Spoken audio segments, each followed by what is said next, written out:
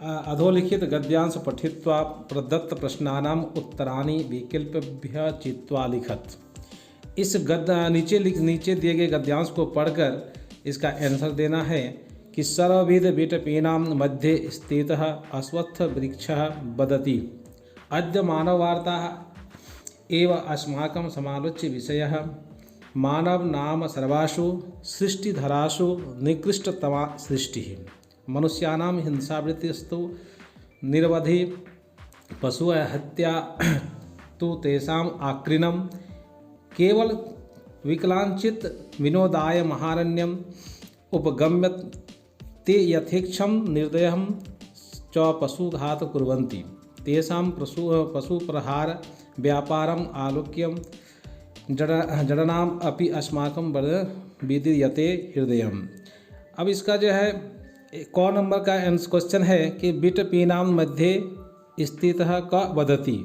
तो पहला लाइन में ही इसका आंसर है सर्वविध विटपीनां मध्ये स्थितो अश्वत्थ वृक्षः। तो इसका आंसर हो जाएगा अश्वत्थ वृक्षः। ख नंबर क्वेश्चन है समालोच्य विषय क। तो समालोच्य विषय क, तो समालोच्य विषय मानव वार्ता। ग नंबर का क्वेश्चन है कि केषां हिंसावृत्ति निरवधि। तो मनुष्याणां हिंसावृत्ति निरवधि। घ नंबर में क्वेश्चन है चित्त विनोदाय मनुष्यया महारण्ये किम कुर्वन्ति। तो इसका आंसर है पशुघातम। अंग नंबर है कि समुचित शीर्षकम चिनुत। इस गद्यांश का जो है समुचित शीर्षक चुना जाए। तो इस गद्यांश का शीर्षक है 2 नंबर का आंसर है मनुष्यानाम निर्दयता।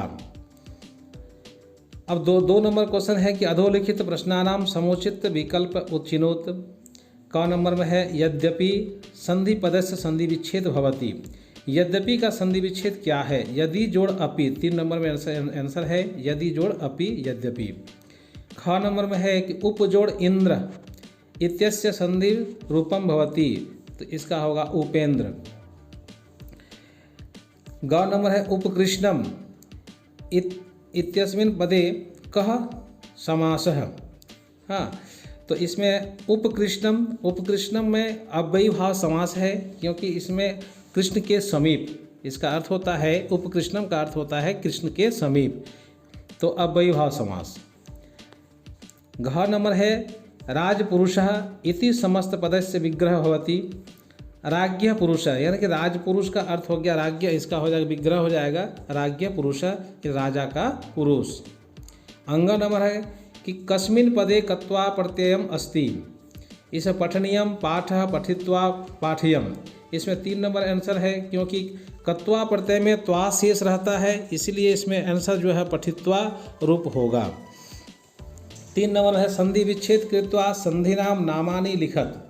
अब इसमें देखना है कि 4 संधि विच्छेद दिया गया है, उसमें संधि विच्छेद करके उसका कौन सा संधि है उस संधि का नाम देना है। पवन पवनः, पो जोड़ अनः आयादि संधि, तथा जोड़ अपि तथापि ये दीर्घ संधि, रमेशः रमा जोड़ ईशः रमेशः ये गुण संधि, स्वागतम सु जोड़ आगतम स्वागतम ये यन संधि का उदाहरण है। अब 4 नंबर क्वेश्चन देखते हैं कि अधोलिखित प्रश्नानाम उत्तरम लिखत। क नंबर क्वेश्चन है कि ईशावास्योपनिषद कस्याः संहितायाः भागः। तो ईशावास्योपनिषद यजुर्वेदस्य संहितायाः भागः। ख नंबर है कि उत्तर रामचरितम इति नाटकस्य रचयिता कौ। तो इसका आंसर है कि उत्तर रामचरितम इति नाटकस्य रचयिता भवभूतिः। ग नंबर में है कि अधोलिखित मंत्र से अन्वयम लिखत। इस मंत्र का अन्वय करना है। असुरिया नाम ते लोका अंधेन तमसा आवृताः तांस्ते प्रत्याभिगच्छन्ति ये के च आत्महनो जनाः। इसका अन्वय है कि असुरियाः अंधेन तमसा आवृताः नाम ते लोका सन्ति ये के च जनाः आत्महन सन्ति ते प्रत्यतान अभिगच्छन्ति। इसका अन्वय यही है। 5 नंबर क्वेश्चन है कि अधोलिखितम प्रश्नानाम उत्तरम लिखत। क नंबर है इसका क्वेश्चन कि विद्यायाम अमृतम अश्नुते इति पाठस्य सारांश हिंदी भाषायाम लिखत। इस जो पाठ है, यह जो पाठ है, इस पाठ का जो है सारांश हिंदी भाषा में इसका लिखना है। उत्तर में हम दिए हैं इसमें कि प्रस्तुत पाठ ईशावास्योपनिषद से संकलित है। यह उपनिषद यजुर्वेद की माध्यन्दिन एवं कानव संहिता का 40वां अध्याय में 18 मंत्र है। विद्यायाम अमृतम अश्नुते का पाठ का अर्थ यह है कि कर्म करने एवं त्यागपूर्ण संसार के पदार्थों का उपयोग का संरक्षण करने का निर्देश है।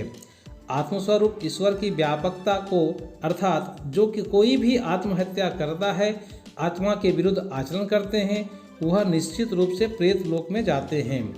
चैतन्य स्वरूप स्वयं प्रकाश एवं विभु सर्वव्यापक आत्म तत्व का निरूपण है। अविद्या अर्थात व्यवहारिक ज्ञान एवं विद्या अर्थात आध्यात्मिक ज्ञान पर सूक्ष्म चिंतन निहित है। व्यवहारिक ज्ञान से लौकिक अभ्युदय एवं अध्यात्म ज्ञान से अमरता की प्राप्ति को दर्शाया गया है। ख नंबर क्वेश्चन है कि अधोलिखितेषु समास भेदेषु एकम स्वरूप वर्णयत, यानी कि दो समास का जो है भेद दिया गया है, इसका स्वरूप का वर्णन करना है। कि जैसे एक नंबर में है अव्ययीभाव समास, तो इसका संस्कृत में एक सूत्र है कि पूर्व पद अर्थ प्रधानो अव्ययीभाव। पूर्व पद यानी कि जिसका पहला पद, पूर्व पद का अर्थ होता है जी पहला पद, जिसका पहला पद प्रधान हो उसे अव्ययीभाव समास कहते हैं। इसमें अव्यय पदों का सुबंत पदों के साथ समास होता है।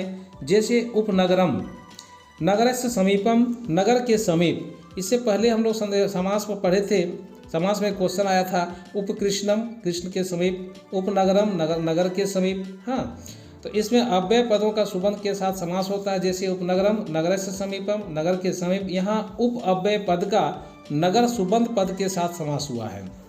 2 नंबर में है तत्पुरुष, तो उत्तर पद अर्थ प्रधान तत्पुरुष, जिसमें उत्तर पद यानी कि बाद वाला पद, जिसमें उत्तर पद यानी पर का अर्थ प्रधान हो उसे तत्पुरुष समास कहते हैं।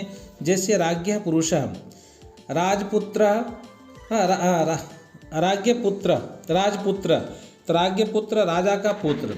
इस पद में पूर्व पद राजा प्रधान न होकर उत्तर यानी कि बाद वाला पद पुत्र प्रधान है, इसलिए यह तत्पुरुष समास हुआ है। समाप्त। बच्चों, आप लोगों को समझ में आ गया होगा, इसको कॉपी में नोट कर लीजिए। उत्तम सर को बहुत बहुत धन्यवाद। तब तक के लिए आज्ञा दीजिए। Bye bye.